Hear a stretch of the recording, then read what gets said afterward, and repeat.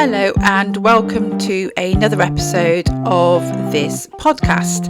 I'm excited to be here and share some of my thoughts, ideas and experiences with you to help you grow your business in a way that works for you. So without further ado, let's have a listen. Now today I'm going to be talking about productivity with you, but hopefully in a way that helps to create a sense of balance and calm for you. Productivity isn't necessarily about constantly being busy in order to be productive and to get all the things done. Too often as business owners, we can think that to prove to ourselves or to maybe show people that we're being productive, we have to be working all the time. We can't let ourselves have the downtime to have that balance that we want and need. We have to get loads done. We have to have that output of things, actual things that we can show that we've done and achieved there for people to see. This is what we think being productive actually is. What can happen if you work all the time, if you don't have that downtime, if you set yourself those huge goals or whatever it might be, is that you can actually lead to overwhelm. You can actually get less done. It can lead to burnout and us falling out of love of being a business owner, of our business overall. And that would be awful, wouldn't it? We spent so long building up a business that by trying to prove to ourselves and others that we're being really productive can have the opposite effect. Now, today I'm just going to go through 5 ways of how you could be more productive in your day and in your business, but hopefully in a more balanced way. So there will be more than 5, obviously. So let's get started, shall we? Number 1, stop multitasking and trying to do more than one thing at once. How often do you maybe look at doing your social media scheduling or creating content for your social media or blog while you're also listening to something or trying to reply to emails? You've got your email open, you've got your Facebook open, you've got Instagram open, responding to messages there. Maybe you're trying to make some calls while you're putting washing on or something like that in the home. We're trying to do all the things, aren't we? And what actually happens or can happen when you are trying to multitask is that you actually get less done. You're not really focusing on any one thing to do it well, to do it to the best of your ability. And so actually you end up doing half a job or not having the end result that you want or not coming across in the way that you want. So my number 1 top tip to help you be more productive is to stop doing all the things or to stop doing more than one thing at once. Focus your attention, get through that task or that thing and then move on to the next. You will achieve so much more. Number 2, create those smaller steps and goals to help keep you motivated and on track. Now, obviously, in an early episode, I spoke about goal planning and goal setting. And even in your day-to-day life, try and keep those steps that you want to do to small ones. So create those small steps of tasks that you have to do, those small actions. You can do more in short spaces of time. You're going to feel more energized and eager and motivated to get on to the next step. So actually, rather than having that one big goal that looks so big in the future, yes, have that one big goal, but also have those little mini steps of all the things you need to do to achieve that goal. And you can work through those steps one at a time and get yourself all motivated, feeling a satisfaction you've achieved it and you're getting ready to get to the next goal. So create those smaller steps. Number 3, time blocking. So this is where the way that I describe it anyway is you write a list of all the things that you have to do that day or that week on a piece of paper or on a spreadsheet if you want to do it on a spreadsheet. You then get your diary out or your calendar out, put in all your appointments or your client meetings, all the things that are already planned and scheduled that you can't change, networking meetings, that sort of thing. So put them into your diary. What you're left with then are the blocks of time that you have available.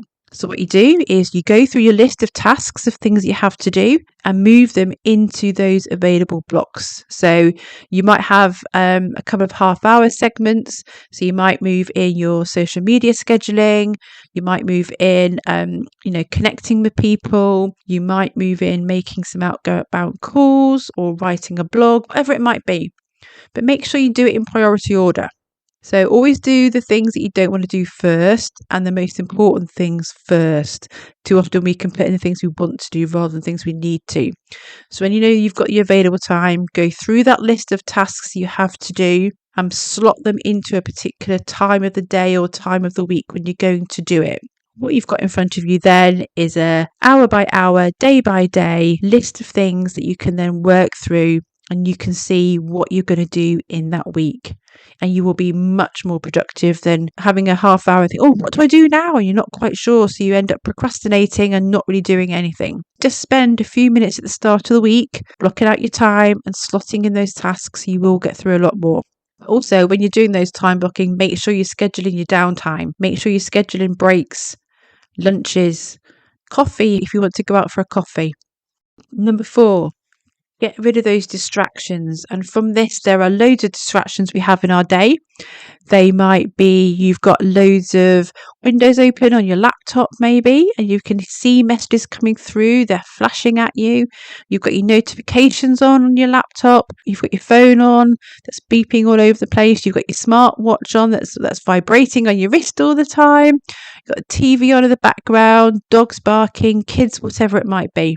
So where possible, stop those distractions from happening so you're not going to lose focus. So close down all the windows that you don't need, turn your notifications off, turn your phone off if you need to.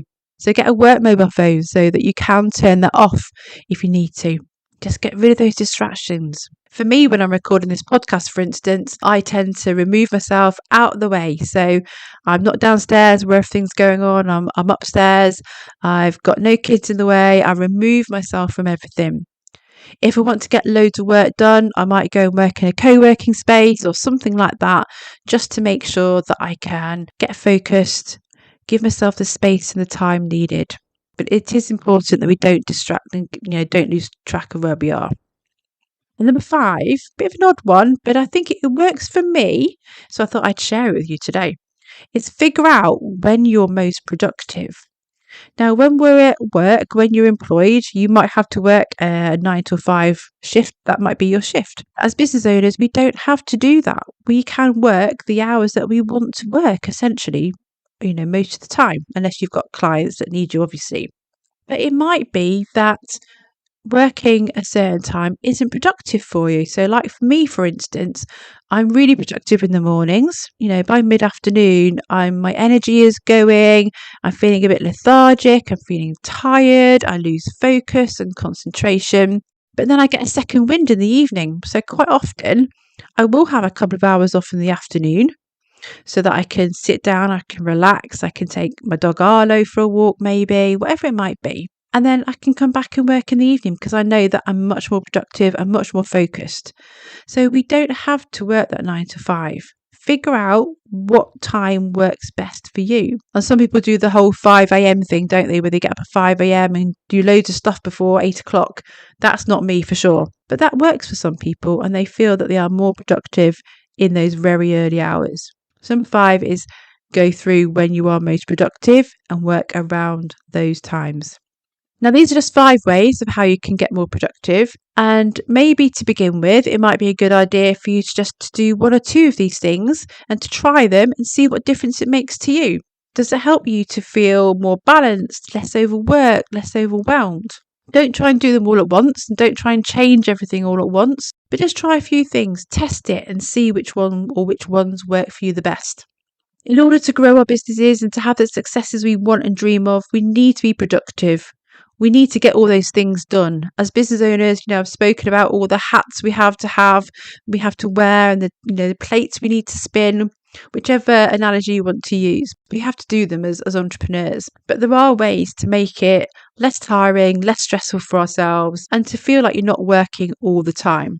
And obviously, there are a couple of other things that you can do to help with that. One way would be to outsource things. If you are in a position to be able to delegate or outsource things in your business to other people, that's one way that you can, use your, time that you've gained back to be more productive in other areas. Another way to help you stay on track and to get more done is to maybe grab an accountability buddy. So someone who can share your ideas and goals with and your plans with, who's going to check in on you regularly. You might want to set weekly, fortnightly, monthly meetings where you can check in on each other, see how each other's doing against their goals and plans. Knowing that you're going to be held accountable can really make a difference and stop you getting distracted, keep you focused, keep you on track. So having those meetings, helps you be productive the right way. So in terms of grabbing an accountability buddy, I've got a group here of business owners I know locally, and we meet every month to keep ourselves accountable. And we've got, WhatsApp groups and stuff like that to keep ourselves accountable throughout the time. See if there's any of your business buddies that you know that can have that group for you. Keep it a small group. I would suggest maybe 4, 5, 6 people at max. Don't make it too big, or just 1 or 2 of you. There are also official accountability groups, businesses that are set up to run accountability meetings. Maybe look into one of those. Or why not come and be part of the Female Business Network membership? So in the membership, as well as hosting online networking meetings, we also have monthly planning and accountability meetings as well. So these help to keep the members on track. They're relaxed and informal, but I do make sure that, people are given tasks to do, and I do hold them accountable at the same time. Just because they're relaxed and informal, I still want us to grow our business. So if that would be something of interest to you, you can check out more information on the website, which is femalebusinessnetwork.co.uk, or send me a DM on Instagram at Female Business Network, and I'll get back to you and be able to share more details with you. So I hope this episode has given you some food for thought about how being productive doesn't necessarily mean doing all of the things all of the time. It doesn't necessarily mean not giving yourself permission to have downtime, to have some time away from the business, to have that coffee with a friend or whatever it might be. To have that balance, you have to have a mixture of things and have a balanced approach to achieve more and not less. Now, I'd love to know what you think about this, so please feel free to message me. And if you follow this podcast, make sure you check out our latest episodes coming up. If you'd enjoy this episode, please also follow this podcast and share it with your friends. If you follow it, you're going to hear about all our upcoming episodes as soon as they're released. And in the next episode, I'm going to be talking to you about one of my core values, actually, which is collaboration, and why collaboration is important to support you and your business growth. But until then, I wish you all the best, and I'll see you then.